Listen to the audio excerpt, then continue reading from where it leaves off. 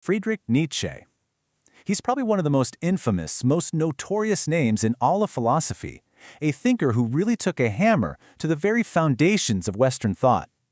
So in this explainer, we're going to follow that demolition job, step by step.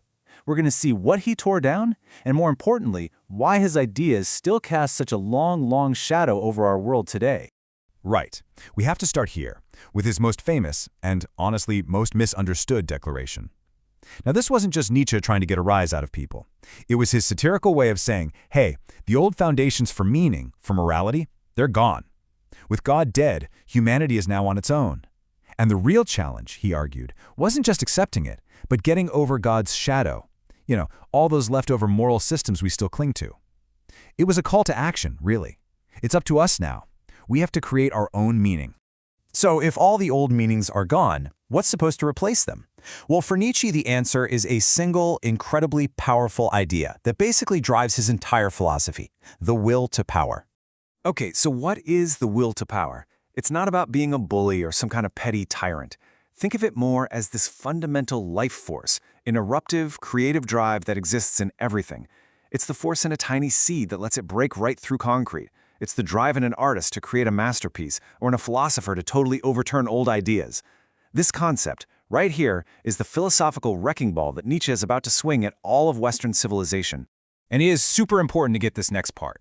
Nietzsche's idea of evolution was not the same as Darwin's. He actually saw Darwin's idea of natural selection as way too passive, too slow. For Nietzsche, that gradual process of just adjusting to the environment, he thought that would only produce weak-willed conformists. His vision was way more aggressive, a creative, eruptive force that doesn't just adapt to the world, but actively tries to overcome it, to impose its will on it.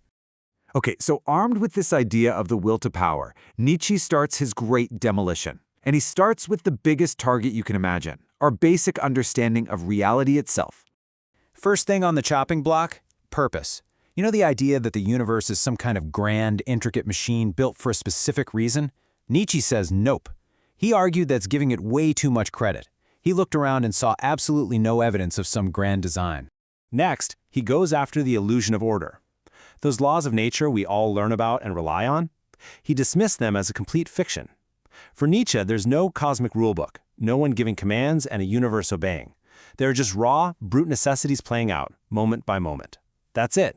Then he shatters something even more fundamental, the opposition between life and death. He just flips the whole thing on its head. Life, he says, isn't the opposite of death. It's just a very, very rare and temporary form that pops up out of the much more basic state of non-life, or what he calls the dead being. So, where does that leave us? This is his final verdict on the cosmos. After he's dismantled every attempt we make to explain it rationally, this is what's left. Not emptiness, but chaos, an eternal, churning absence of all the order and structure and beauty we desperately want to believe is there.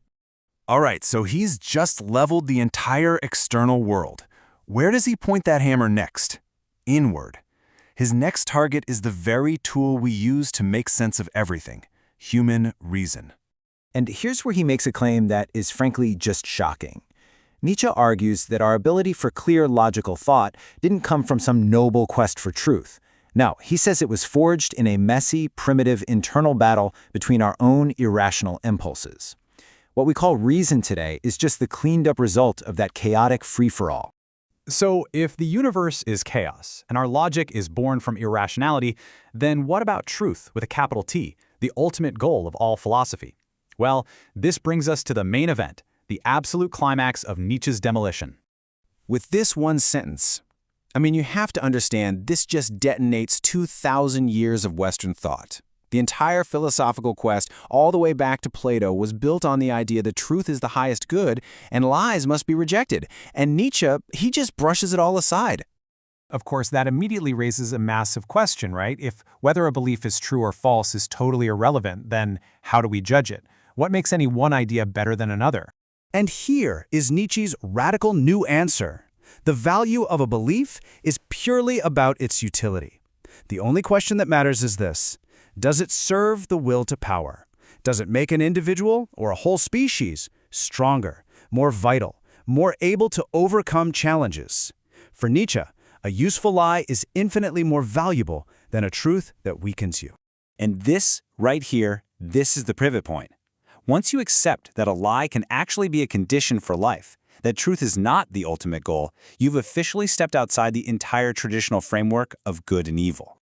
Having dismantled reality and truth, you know what's next. Nietzsche's final target is the one thing that structures our entire social world: morality. And he is crystal clear about this. The true philosopher, the strong-willed individual, absolutely must rise above these simplistic and, in his view, totally imaginary categories of good and evil.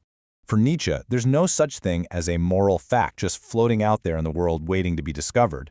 Morality isn't a set of truths. It's a symptom. It's just a culture's misinterpretation of reality, a kind of code it uses to express its own underlying will to power. Or, in the case of what he famously called slave morality, a language it uses to express its weakness and its resentment. So, okay, everything's in ruins, but this leaves us with a huge problem in Nietzsche's own thinking.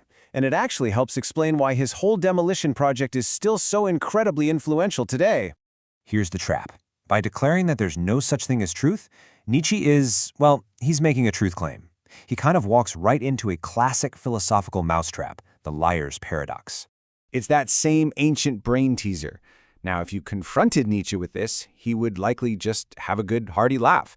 He'd probably say that trying to trap him with logic completely misses the point. His goal wasn't to build some new, perfectly logical system. It was to break free from the need for one in the first place. And this brings us right to why any of this matters now. His ideas are like the philosophical DNA for so much of our modern world. You see it everywhere. From radical postmodernism's rejection of truth, to the rise of power politics, where might makes right, to the idea that our beliefs are just expressions of non-rational forces, like Freud's subconscious or Marx's material conditions. His shadow is absolutely everywhere. And so we're left with Nietzsche's great unsettling challenge. See, he demolished all the old answers, but he didn't really provide easy new ones. If he's right, and our most cherished beliefs in science, in justice, in love are ultimately just strategies for the will to power, then what foundation do we have left to build our lives on? How do we decide what's worth fighting for? That is the question his philosophy forces every single one of us to confront.